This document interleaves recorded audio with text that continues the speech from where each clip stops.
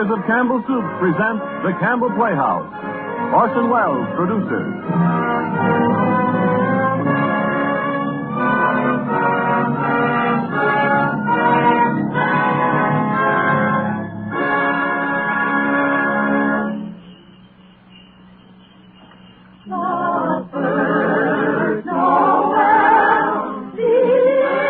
Good evening, this is Orson Welles. There are clearly a number of ways in which a Christmas carol could be introduced. Myself, I am most struck by the happy fortune that enables us on this Christmas Eve to present Mr. Lionel Barrymore, the best-loved actor of our time, in the world's best-loved Christmas story, A Christmas Carol. When Charles Dickens presented this little story to the world almost 100 years ago, it found an instant response in the hearts of people everywhere who saw in it their favorite fictional chronicle of what Christmas is and what Christmas means to all the simple people of the earth. From the day of its first printing, families have been innumerable in which there has remained unbroken the tradition that the reading of a Christmas carol was an item indispensable to a proper observance of the most important of days. It is the American way, as we know, to establish traditions quickly where popular instinct and sentiment pronounce them sound. And so it is that today, actually only the 5th anniversary of Mr. Lionel Barrymore's first playing of the part of Ebenezer Scrooge for the Campbell Playhouse, there is, I think, in all America nothing more eagerly awaited, more firmly rooted in the hearts of the radio family that numbers millions than this yearly performance of A Christmas Carol. A Christmas Carol, as Charles Dickens wrote it, has by common consent long been a classic. Mr. Lionel Barrymore's appearance in it is rapidly becoming one. And now, just before A Christmas Carol, Ernest Chappell has a special Christmas greeting from the makers of Campbell Soups. Mr. Chappell? Thank you, Orson Welles. As the old year draws toward its close, we of Campbell's feel a bond of warmth and gratitude toward each of you, our friends. For you see, in homes everywhere throughout the land, Campbell's Soups have been welcomed. Day by day and week by week, you have placed confidence in us and in the foods we make. And there isn't anything we appreciate more deeply than the fact that so many of you have elected to let Campbell's make your soups for you. And so when Christmas comes, we look about to find some way to show our appreciation, some Christmas present by which to say thank you. The gift we chose 5 Christmases ago and have chosen each year since has become a part of Christmas to many and many a family. It has become a Christmas custom, as Mr. Wells said, to gather around the radio to hear and to enjoy A Christmas Carol. And since it is Christmas Eve, we hope, too, that the younger members of the family are permitted to stay up and listen before dreams and visit of Santa. We get a great deal of pleasure planning and preparing this Christmas gift. And now it's ready. Off come the wrappings. Off come the tags that say, please do not open till Christmas. Out comes the card. To you, from Campbell's. And here is the gift itself.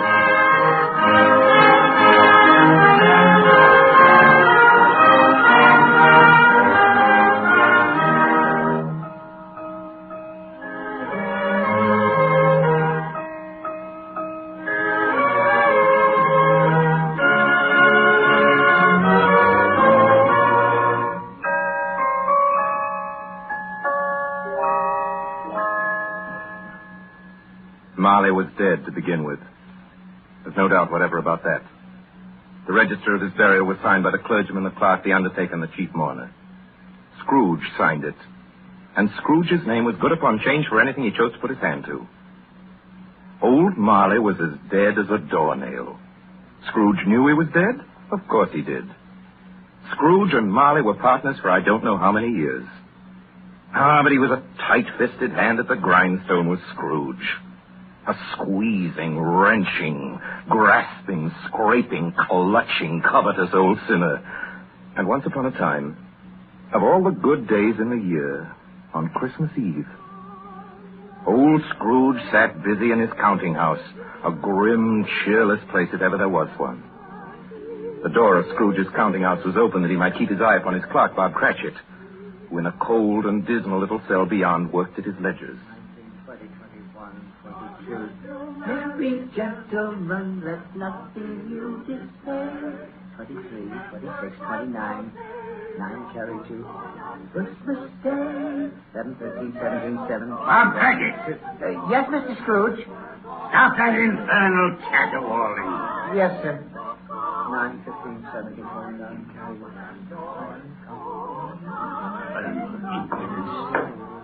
Singing their idiotic Christmas carols is my very door. Come on! Get away from my door! Go somewhere else and bellow your blasted carols or I'll give you in charge. Sorry, Governor. It's an old custom at Christmas time, you know. Yes, and I don't want any of your old customs. Take your fellow fools and go away. Christmas. Blah. Right, sir. Merry Christmas anyway, sir. Blah.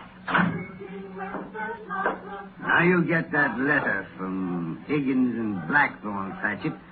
And then I want you to finish posting this ledger. And after that, you can pop over to Fothergill's and tell Ephraim Fothergill you've come after the 17 shillings and 6pence he's owed me since Michaelmas.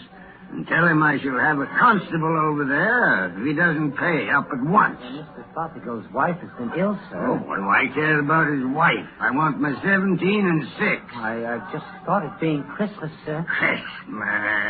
Christmas. You mention that word to me once more, Bob Cratchit, and I'll... Merry Christmas, Uncle. Merry Christmas, Bob. Merry Christmas, Mr. Fred. God save you, Uncle. Humbug. Christmas a humbug, Uncle. Now, I'm sure you don't mean that. I mean just that. Exactly that. Merry Christmas. What right have you to be merry? What reason have you? You're poor enough. Well, what right have you to be dismal about Christmas, Uncle? You're rich enough. Yeah. Now, Uncle, don't be cross. Well, what else can I be when I live in such a world of fools? What's Christmas to you but a time for paying bills without money? Merry Christmas. A time for finding yourself a year older and not an hour richer. If I could work my will, every idiot who goes about with Merry Christmas on his lips would be boiled with his own pudding and buried with a stake of holly through his heart. He should. Uncle?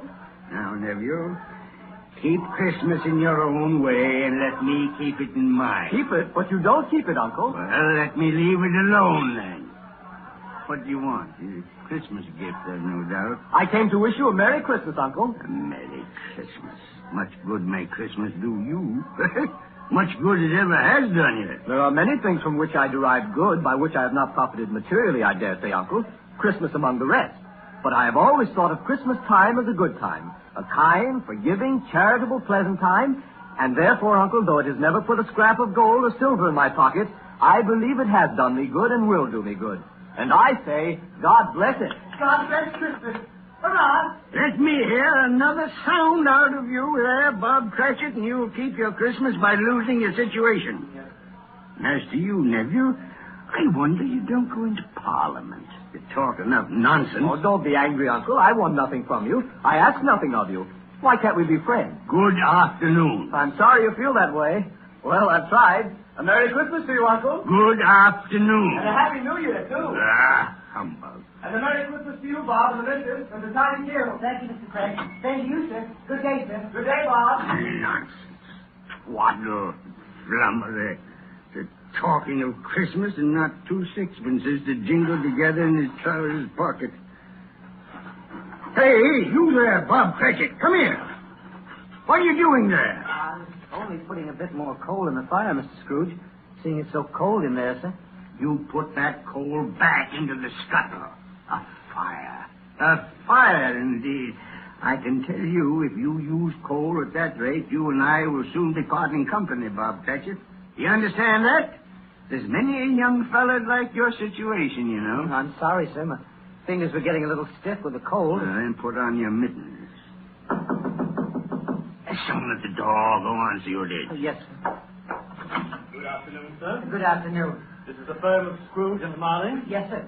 I should like to see the head of the firm, if I may. Oh, very good, sir. What is it? A gentleman to see you, Mr. Scrooge. Huh? Have I the pleasure of addressing Mr. Scrooge or Mr. Marley? Marley's been dead these 7 years tonight.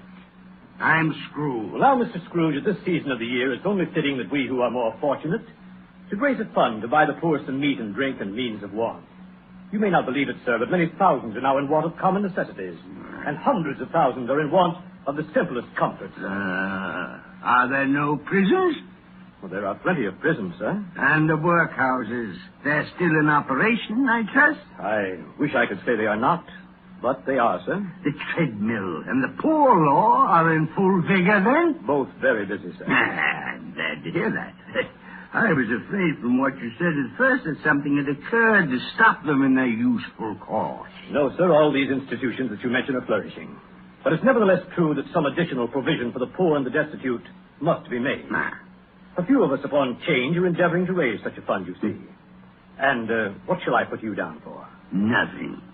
Oh, I see. You wish to be anonymous, sir. I wish to be let alone. I don't make merry myself at Christmas time, and I can't afford to help make a lot of idle people merry. I help to support the establishments that take care of the poor. They cost enough. Let those who are badly off go there. Many can't go there, sir. And many would rather die. Then my advice to them is to do so and decrease the surplus population. Besides, I've only your word for it that all this is so. It's the truth, Mr. Scrooge. Well, so be it then. It's not my business. It's enough for a man to understand his own business and not to interfere with other people's. Mine occupies me constantly. Good afternoon, sir. I quite understand, Mr. Scrooge. Thank Good you. afternoon. Show this gentleman out. Yes, sir. This way, sir, please. Sir, I couldn't help overhearing. I should like to contribute tuppence. Thank you. Yes, sir. It isn't much, but it's all I can afford. But there are others in worse situation than I am. You're a generous fellow. I wish I might say so of your employer. Thank you. Yes, sir. Good afternoon, sir. Good afternoon. Thank you. Merry Christmas. Merry Christmas. Yes, sir. Close the door. Yes, sir. 24, 31. 1 and carry 3. New scarlet tippet for Tiny Tim. A comb for Martha. 33, 3 and carry 3. A hair ribbon for Belinda. 4, 7, 12, 15. Thank you. Yes, sir. It's too late to have you go to Fothergill's. He'll be closed up for Christmas like these other fools. We may as well close up the place now. Yes, sir. It is getting a little dark. Hard to see the figures. I suppose you'll want the entire day tomorrow. If it's quite convenient, sir. It's not convenient. And it's not fair, either. But I suppose I can't do anything about it. If I was to stop half a crown of your wages, you'd think yourself very ill-used, I'll be bound. Well, sir, Yeah, but you don't think me ill-used when I pay a day's wages for no work. It's only once a year, sir. Once a year. Once a year, indeed. A fine excuse for picking a man's pocket every 25th of December. But I suppose there's no good talking. You must have the whole day. Well, see that you're here all the earlier the next morning. You understand? Oh, I will, sir. I will indeed. Good night, sir, and Merry Christmas. Merry Christmas.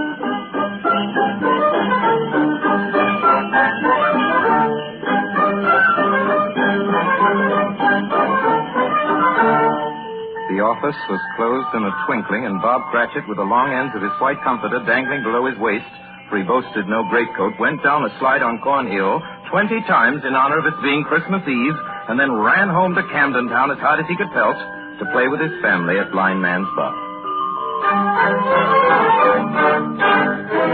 Scrooge, on the other hand, took his melancholy dinner in his usual melancholy tavern.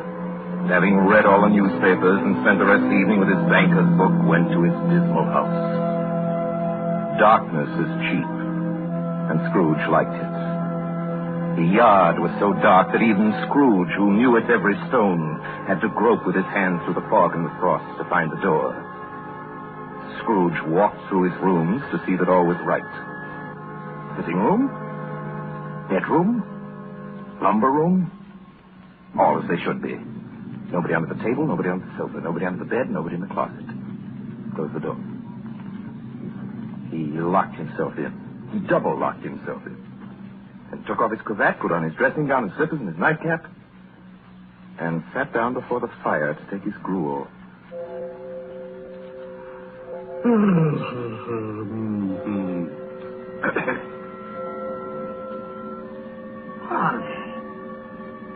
Marley?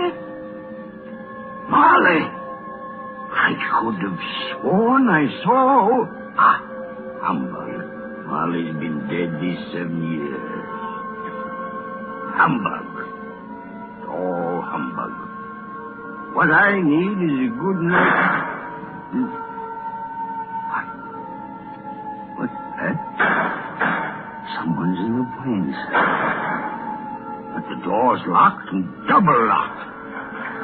Something's... It's coming. Something is... It's coming closer. Outside my door. I won't believe it. This humbug's thing. Ebenezer Scrooge. Ebenezer Scrooge. Marley. Oh, no. What do you want with me? I want much of you, Ebenezer. Who are you? Ask me who I was. Oh, you're very particular for a ghost. All right, then. Who were you? In life, I was your partner, Jacob Marley. Jacob Marley. But you're dead. You died 7 years ago. 7 years ago this very night. You are a ghost, then. What's wrong, Ebenezer? Don't you believe in me? I do not. You doubt your senses, Ebenezer? Yes. Because a little thing affects them. Slight disorder of the stomach makes them cheats. You can't be a ghost. You may be an undigested bit of beef, or a blot of mustard, or a crumb of cheese, a fragment of an underdone potato. Yeah, there may be more gravy than grave about you, whatever you are. Humbug, I tell you. Humbug.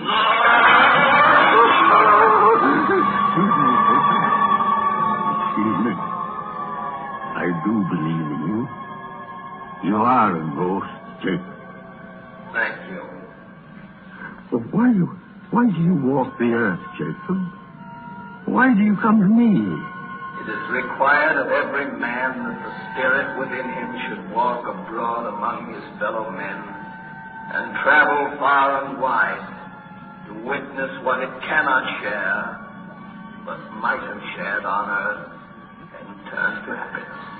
Well, tell me, Jacob, what is that chain you wear around you? I wear the chain I forged in life. I made it link by link and yard by yard by my own free wills. Is its pattern strange to you, Ebenezer? Cash boxes, keys, and padlocks, ledgers, and purses. Yours was as heavy and as long as this 7 years ago. You have labored on it since, Ebenezer. Oh, Jacob. Speak comfort to me, Jacob. Comfort I have none to give. I cannot rest. I cannot stay. I cannot linger. Weary journeys lie before me. You travel far? Yes, Ebenezer. On the wings of the wind. 7 years dead and traveling all the time? 7 years, Ebenezer. 7 years of remorse. Ebenezer, do you know that no space of regret can make amends for one life's opportunities misused? But you were always a good man of business, Jacob? Business! Mankind was my business. Charity, mercy, benevolence, they were all my business. The dealings of my trade were but a drop of water in the comprehensive ocean of my business. Oh, Jacob, don't take on so now. Jacob. Listen to me, Ebenezer. I listen to you, Jacob. Go on, Jacob, now. Speak to me, but don't be so flowery. Ebenezer, I am here to warn you that you have yet a chance and hope of escaping my fate. Do you hear that, Ebenezer? Yes, Jacob. Yes, you always were a good friend to me, Jacob. Thanks, Jacob. But go on. How shall I escape? Oh, I'm afraid, Jacob. You will be haunted by 3 spirits. Is that the only chance and hope, Jacob? It is your only chance and hope. Well, then I think I'd rather not. Without their visit, you cannot hope to shun the path I tread. Expect the first tomorrow, when the bell tolls 1. Couldn't I take them all at once and have it over, Tiffany? Ebenezer, look that for your own sake you remember what has passed between us. And remember, when the bell tolls 1, look for the first spirit. Jacob Martin!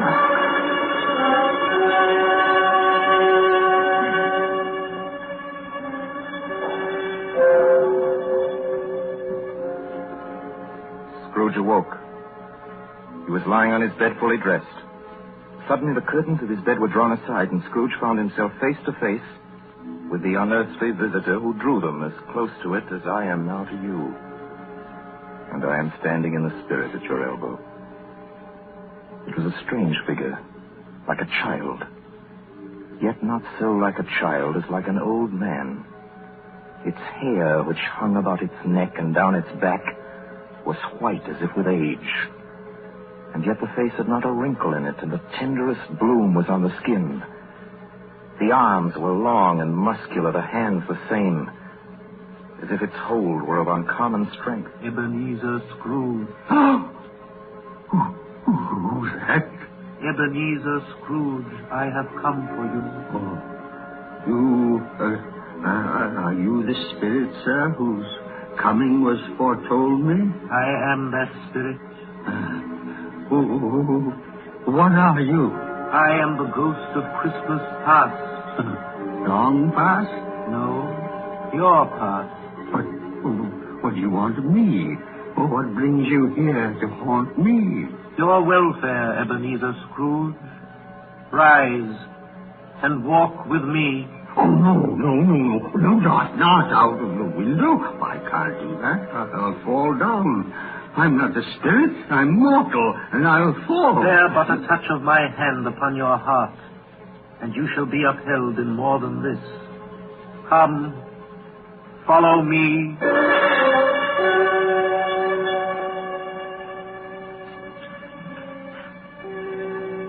Where are we? What's become of the city? There's snow upon the ground. Where are we? These are the shadows of the things that have been. You recognize this countryside? Oh, I know every inch of it. Every rock, every tree. And that bleak building over there? That building. I was a boy there. Yes, I went to school in that horrible place. Do you recollect that past? I could walk it blindfold. Strange you should forget it so many years. Come, let us go closer. Look through the window into that cold, barren room. What do you see, Ebenezer Scrooge? I see a boy. A solitary child, neglected by his family, alone. Yes, I see. I know that boy. I was so lonely. Poor boy. Your lip is trembling, Scrooge. And what is that on your cheek? It's nothing at all. I wish it's too late now. What's the matter? Nothing. The waits came to my door singing Christmas carols last night, and there was a boy like that among them. A poor, pale, thin little boy in a ragged coat. I should like to have given him something, that's all. Is that all? Come, Ebenezer Scrooge.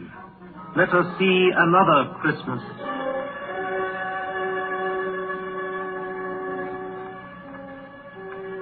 Do you know this place, Ebenezer Scrooge?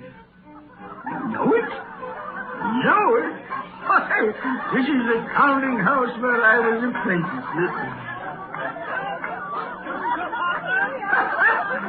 It's my old master, bless his heart. Old Fezziwig.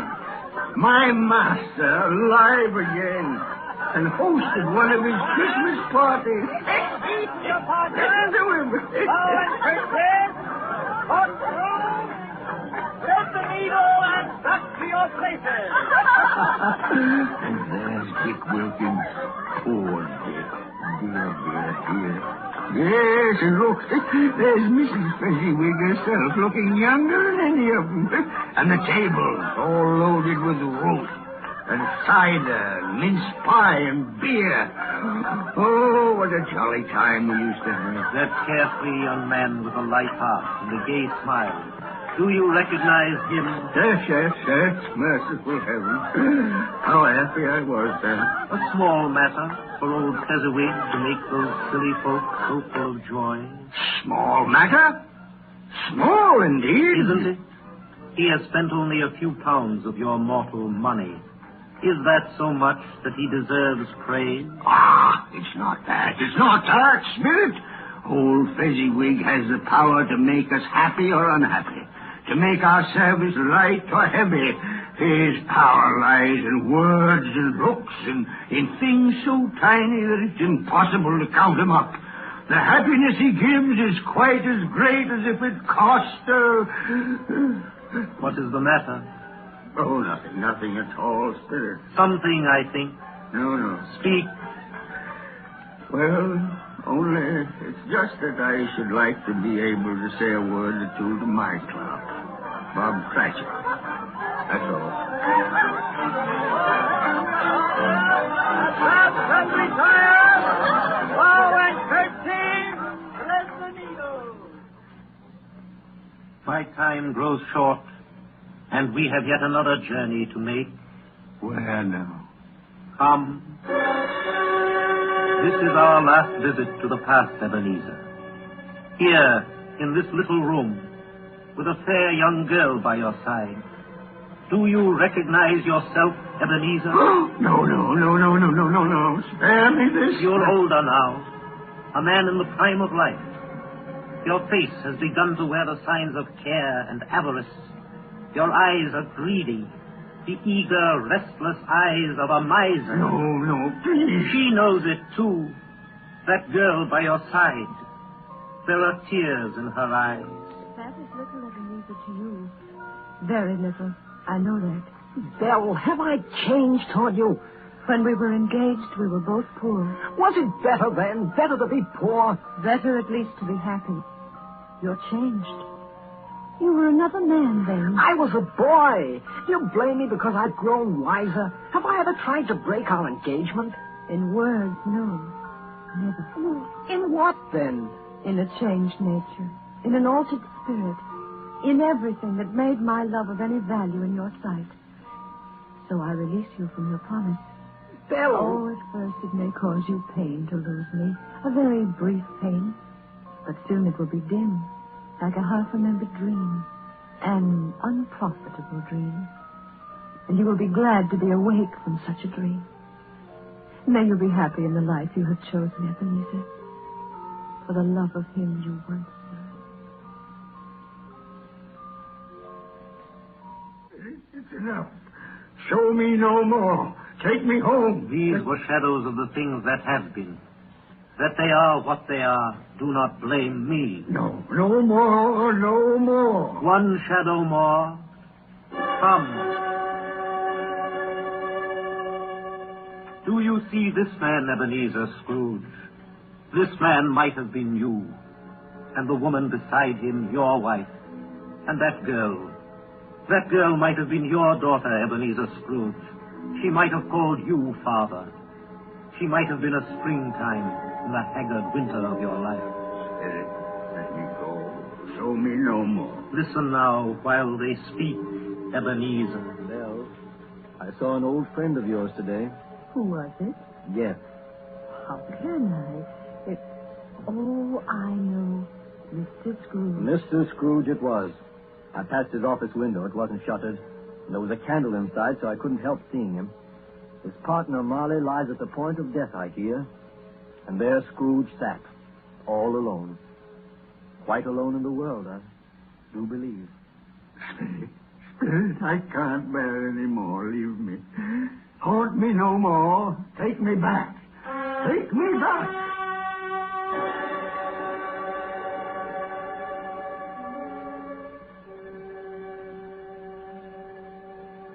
Good King Wenceslas, look out on the feast of Stephen.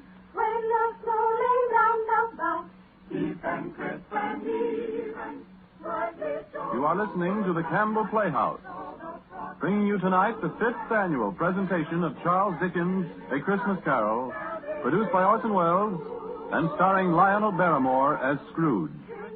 This is the Columbia Broadcasting System. This is the WBBM Air Theater, Wrigley Building, Chicago. When we bear them children, big and monarch, forth they went together. Through the rude wind parliament, and the bitter weather. And now, back to the Campbell Playhouse and our 5th annual presentation of A Christmas Carol. A Christmas present from the makers of Campbell's Soups.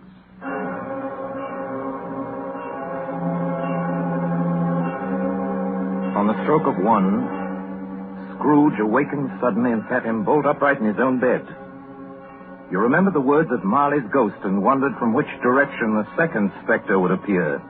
At that moment, nothing between a baby and a rhinoceros would have astonished him very much.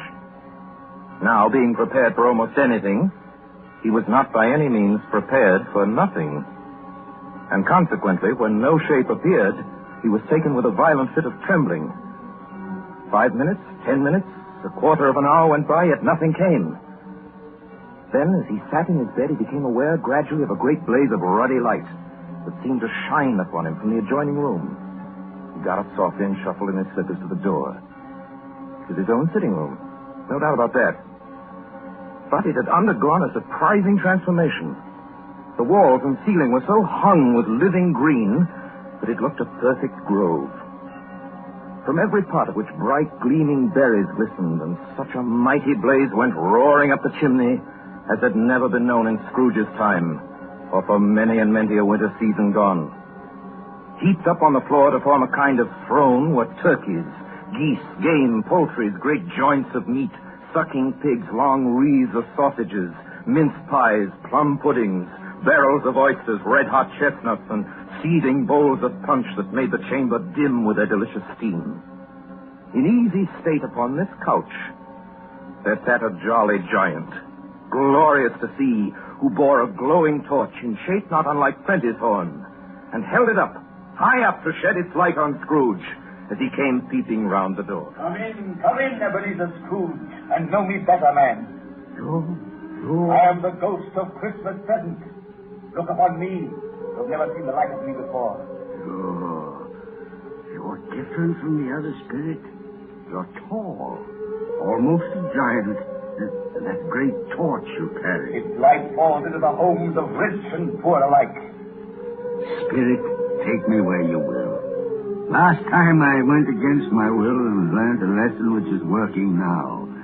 If you have anything to teach me, let me profit by it. Touch my robe, Ebenezer Scrooge.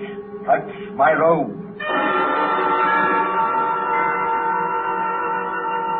Have you brought me, Spirit? An humble dwelling, an humble street. It's miserable enough. Yet there is happiness there. Who are these people? Who's that woman and the children? These are the family of your clerk, Bob Cratchit. He is white, dressed in a twice-turned gown, but brave in ribbons, laying the table for their Christmas dinner. And there, assisting her, is their daughter Belinda, and the young man with a fork in the stuffing. That's Master Peter Cratchit, and the two little Cratchits. Listen, Scrooge. Dear Martha, Mother, Bless your heart alive, Martha, my dear. Merry Christmas to you. Merry Christmas, Mother.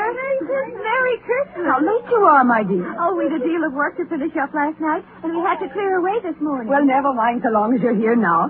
Sit you down before the fire and have a warm. Lord bless you. Where's Father? He's been to church with Tiny Tim. They'll be along directly. How is Tiny Tim, Mother? Any better at all? Sometimes I think he is.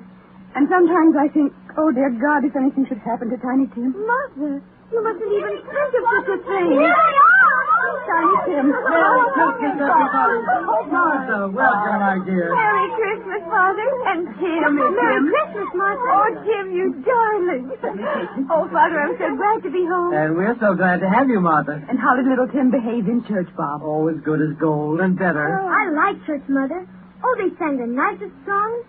I hope people saw me there. Saw you there? And why, Tim? Well, don't you see? Because I'm lame.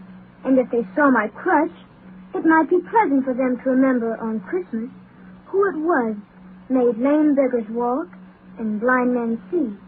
Oh, bless you, my son. Are we ready to eat, Mother? Come on, let's eat. Yes, children, we're all ready. Here we come. Come, take your places now. And wait your turn. There's plenty of stuffing and dressing and plum pudding for all of us. Martha, you take care of Tiny. Yes, and see that he eats plenty. He must get strong and well. Now, just sit down, everyone. And now, my dears, shall we say grace? Spirit, Our Father who art in tell me if Tiny Tim will live. I see a vacant seat in the poor chimney corner, and a crutch without an owner carefully preserved. Oh, no, kind spirit. Say he'll be spared. Say he'll live. If these shadows remain unaltered by the future Ebenezer, the child will die. And now, my dears, with such a dinner, a toast. A Merry Christmas to us all, and God bless us. God bless us, everyone. And now to Mr. Scrooge. I'll give you a toast to Mr. Scrooge, the founder of the feast. The founder of the feast, indeed, who pays you all 15 shillings a week. I wish I had him here. I'd give him a piece of my mind to feast on, and I hope he'd have a good appetite for it. My dear, the children, Christmas Day. And it should be Christmas Day, I'm sure, on which one drinks the health of such an odious, stingy, unfeeling man as Mr. Scrooge. You know he is, Bob. Nobody knows it better than you, poor fellow. My dear, Christmas Day. I'll drink his health for your sake and the day's, not for his. Long life to him. A Merry Christmas and a Happy New Year. He'll be very merry and very happy, I have no doubt. And I say God bless him too, Mother, and everyone.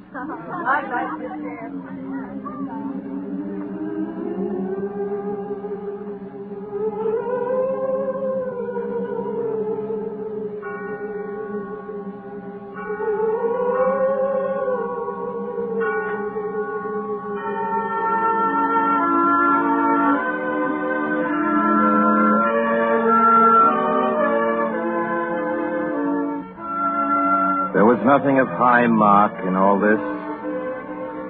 They were not a handsome family, these Cratchits. They were not well dressed. Their shoes were far from being waterproof.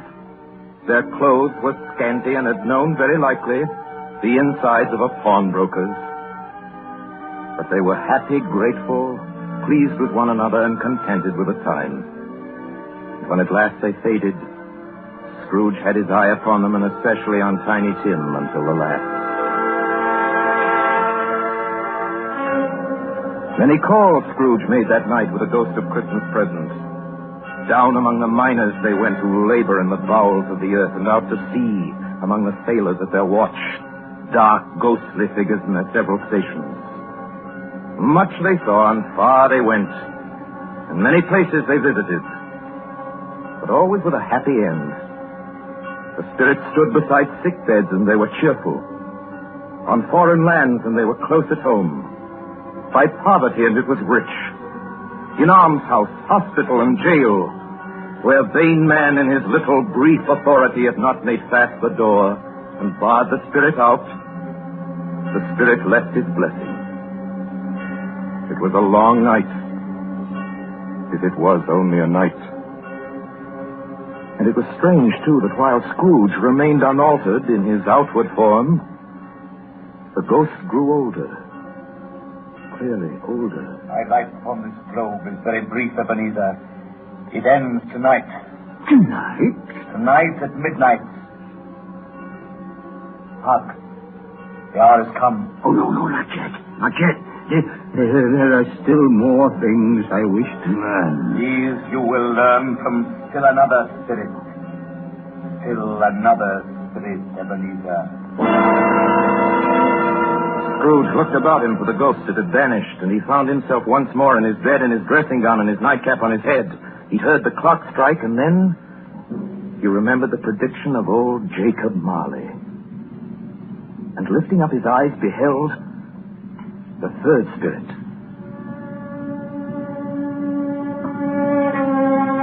Solemn phantom, shrouded in black, draped and hooded, coming towards him slowly and silently like a mist along the ground.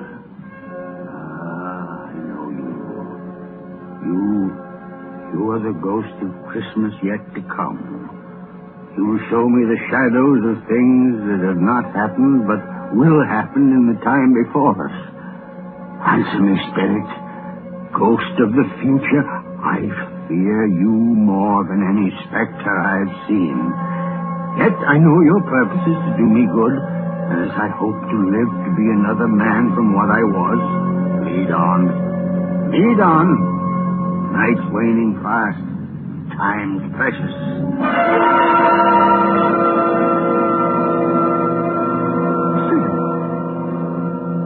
Why, have you brought me here again? Here to Bob Cratchit's home? But it's not the same. Why is it so quiet? So very quiet here. Mother. Mother, please. Oh, my son. My little son. Tiny Tim. I loved him so. Oh, Mother dear, you mustn't. It's almost time for Father to be home. Don't let him see you crying. Yes. Yes, Mother. He's late tonight. He walks slower than he used to. And yet I've known him to walk very fast indeed with Tiny Tim on his shoulders. So have I, Mother. But he was light to carry. And his father loved him so that it was no trouble. No trouble at all. Bob. Good evening, my dear. You're late, Bob. Yes, I'm sorry, my dear. I went to the churchyard today. I wish you could have gone with me. You've done your heart good to see how sweet and green a place it is. But you'll see it often, I promised him. Yes, I promised Tiny Tim we'd walk there on a Sunday. Father, dear. It's God's will, Bob. I'm trying to understand it, my dear. My son, my little son, Tiny Tim. And I loved him so. Oh, that's cruel. Cruel. Spirit, can't you give me one ray of hope that I may change all that Tiny Tim may live?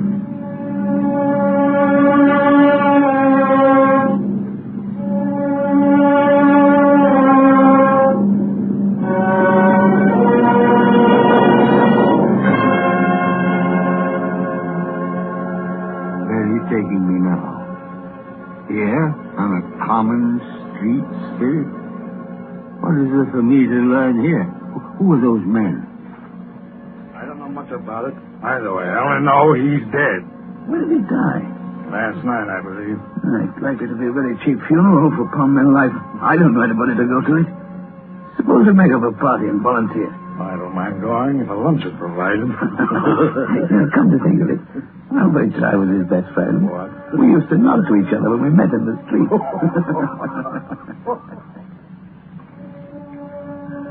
Spirit, tell me, who is this man that died? Is there no one to mourn the poor creature? No one to follow him to the grave? Perhaps they'll give him a green grave at least, like poor Tiny Tim. Perhaps... Where are we now? Merciful heaven, a churchyard. Overrun by grass and weeds, choked with too much burying, desolate, lonely, crumbling grave. Spirit, before I draw nearer to that gravestone, answer me one question. Are these shadows of things that will be, or are they shadows of things that may be only? Huh? Will you not speak to me, Spirit? What is that grave to which you point?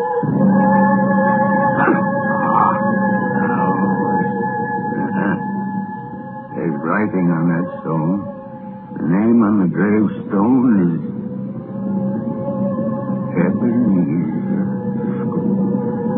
Ebenezer Scrooge. Oh, no, Spirit, no, hear me. I'm not the man I was. Why show me this if I'm past all hope? Tell me that I can change these dreadful shadows you've shown me by an altered life. I'll honor Christmas in my heart, and I'll try to keep it all the year. I'll live in the past, the present, and the future, and I'll not shut out the lessons that they teach. Tell me, Spirit. Oh, go on. Tell me. Tell me that I can sponge away the writing on that stone, Spirit. I beg you, Spirit. I beg you.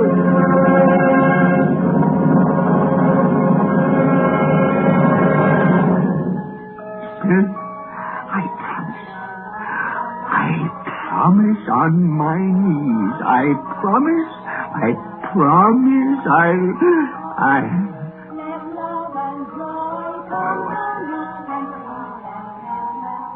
It's my own bed, boy.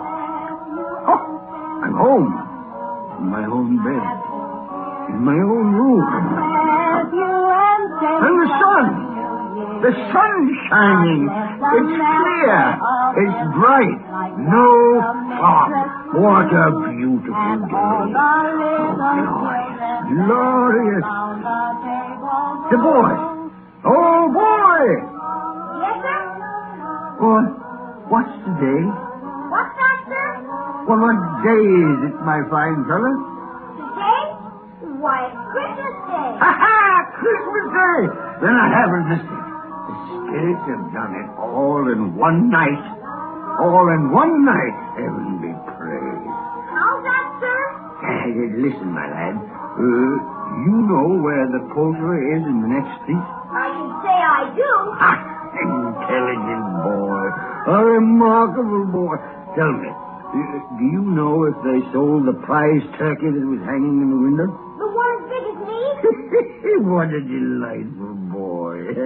It's a pleasure to talk to you. Yes, my buck? It's hanging there now, sir.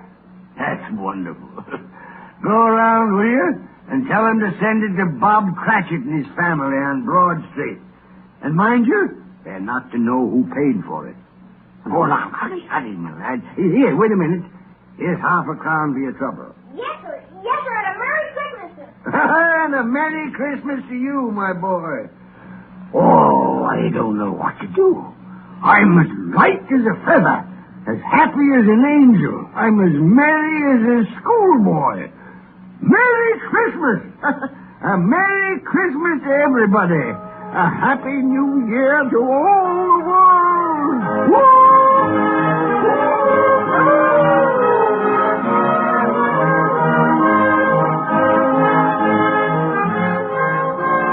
My dear sir, how do you do? I beg your pardon? Well, you, sir, aren't you the gentleman who came to my office in regard to that charity? Why, yes, sir. A Merry Christmas to you. Yes, sir. Allow me to ask your pardon, sir. And will you have the goodness to accept? I prefer to whisper this. But, Lord bless me. My dear Mr. Scrooge, are you serious? If you please, no, not a farthing less. A great many back payments are included in it, I assure you. Will you do me that favor? Oh, my dear sir, I don't know what to say to such munificence. No, don't say anything, please. Come and see me. Will you come and see me? I will indeed. Thank you. I'm much obliged to you. I thank you 50 times. Bless you. Merry Christmas.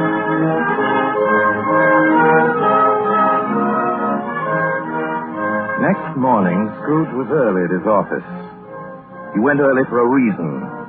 If he could only be there first and catch Bob Cratchit coming late. That was the thing he'd set his heart upon. And he did it. Yes, he did. The clock struck 9. No Bob. 1:15, no Bob. Scrooge sat with his door wide open that he might see him come in. At last he came. His hat was off before he opened the door. His comforter, too. He's on his stool in a jiffy, driving away with his pen as if he were trying to overtake 9 o'clock. 15 at 21, 6 and carry the 1 and 24 and carry the 2, 31 and 8 and 9. Hello, you Cratchit. Yes, sir. Step this way, Cratchit, if you please. Cratchit, what do you mean by coming in at this time of day? Well, I'm very sorry, sir. I am behind my time. You are. Yes. I think you are. Oh, it's only once a year, Mr. Scrooge. It should not be repeated. I was making rather merry yesterday, sir. I'll tell you what, my friend. I'll not stand this sort of thing any longer. And therefore, Bob Cratchit, I'm about to raise your salary. Mr. Scrooge, are you quite yourself, sir? No. No, thank heaven, I'm not quite myself. Merry Christmas, Bob. Merry Christmas, my good fellow. A merrier Christmas than I've given you in many a year. I shall raise your salary, and we'll see what we can do for Tiny Tim and the rest of your family. Huh? We'll discuss it this very afternoon over a Christmas bowl of smoking bishop. Bob, make up a fire. Make it up and buy another coal scuttle before you dot another I, Bob Cratchit.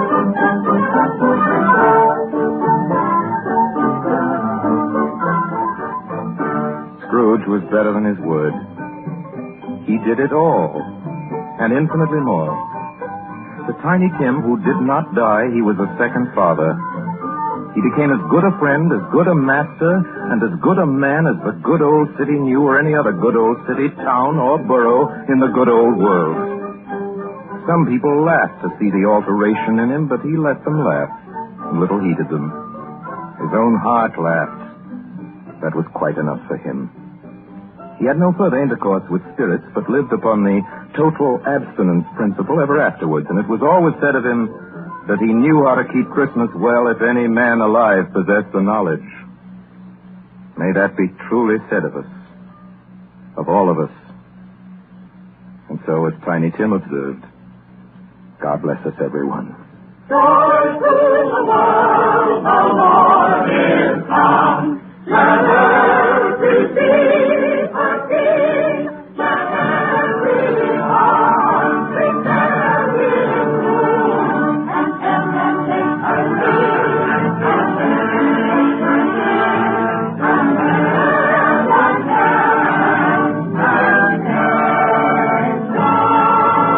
live, You have just heard our annual presentation of Charles Dickens' A Christmas Carol, starring Lionel Barrymore, brought to you by the makers of Campbell Soups. And now here is Orson Welles. Ladies and gentlemen, at this point in the program, it's my custom, as you know, to present you with a few words of introduction, our guest of the evening. With your consent, I shall dispense with this tonight. To introduce tonight's guest to the Campbell Playhouse audience, or to any American audience, is an extravagant and superfluous procedure. For if ever an actor has won for himself a lasting place in the hearts of his fellow countrymen through years of unsparing and inspiring service, that actor is Lionel Barrymore. Mr. Lionel Barrymore. Oh, thank you, Orson Welles. Good evening, ladies and gentlemen. Well, this is the 4th year I've had the pleasure of appearing in the Christmas Carol here on the Campbell Playhouse, and I assure you all it's a pleasure that never tires. As long as I can remember, this has been one of my favorite stories. When we were children, it was read to us regularly at this time of year, as it is to many millions of children right now. And like many of them, I'm sure, the three of us, Ethel, Jack, and I, with the aid of a sheet and some old ironware, made a play of it. As I remember, we had 3 Scrooges in that production. Who played Tiny Tim? I think we had 3 Tiny Tims, too. But seriously, I can think of no part that I've enjoyed playing again and again as much as I have the part of that squeezing, wrenching, grasping, scraping, clutching, covetous old sinner, Ebenezer Scrooge. And I can think of no happier or more suitable choice for the makers of Campbell Soups to offer the people of America as their Christmas present each year than Charles Dickens' well-beloved story, A Christmas Carol. Good night, Orson. Good night, everybody. And a Merry, Merry Christmas to you all. Good night to you, Mr. Barrymore. Thank you, sir, and a Merry Christmas to you. Ladies and gentlemen, next Sunday night, we're happy to announce our version of a great and truly American story by a great American novelist, Come and Get It, by Edna Ferber. Against a background of the mighty forests of Miss Ferber's own Wisconsin, it tells a stirring tale of the men and women who live and die in the woods in order that lumber may come down the rivers every spring into the cities of the modern world. Like so many of Miss Ferber's epic romances of American life, it was made from a best-selling novel into a highly successful motion picture. Now we bring it to you on the air. The story of a man and his son and the girl they both loved, Lotta. Lotta, played for us by one of the loveliest and most accomplished of Hollywood's younger dramatic actresses, Miss Frances D. And so until next week, until Come and Get It, my sponsors, the makers of Campbell Soups, and all of us in the Campbell Playhouse remain, as always, obedient to yours. But just one moment. Please, Benny, excuse me. Ladies and gentlemen, it's the night before Christmas. And all through the Campbell Playhouse, not a creature is stirring that doesn't join Lionel Barrymore in wishing you a Merry, Merry Christmas. This goes for all of us, from my sponsor, to myself, or for all of us, from Don McBain, who runs the machinery in the control room, to Miss Helgren, who types the Campbell Playhouse scripts. A Merry Christmas. From Benny Herman and his band of Merry Melodians, Merry Christmas. From Max Sayers, canary-throated chorister, a very Merry Christmas. And from Harry Essman and Cliff Thorson and his crew of sound effect technicians, a Merry Christmas. And from Orson Welles and his considerable aggregation of dramatic talent, who include, among others, Mr. Everett Sloane, Mr. Frank Reddick, Mr. Erskine Sanford, Mr. George Coulouris, Mr. Ray Collins, Miss Georgia Backus, Miss Bea Benaderet, and many, many others, a Merry Christmas. How about it, everybody? A Merry Christmas! That's right. And now, as Tiny Tim says, God bless us, everyone.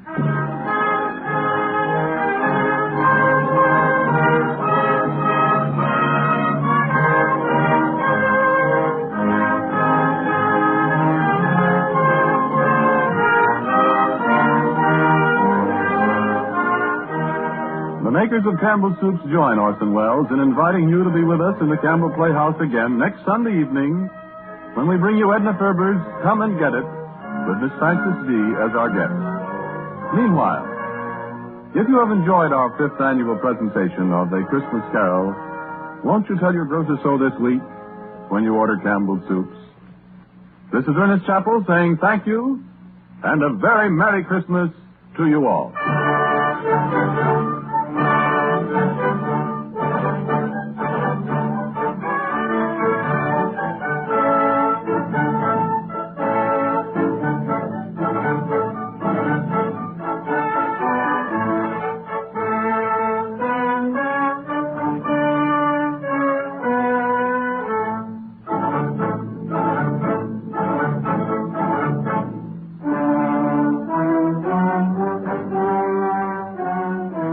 Columbia Broadcasting System. This is WBDM.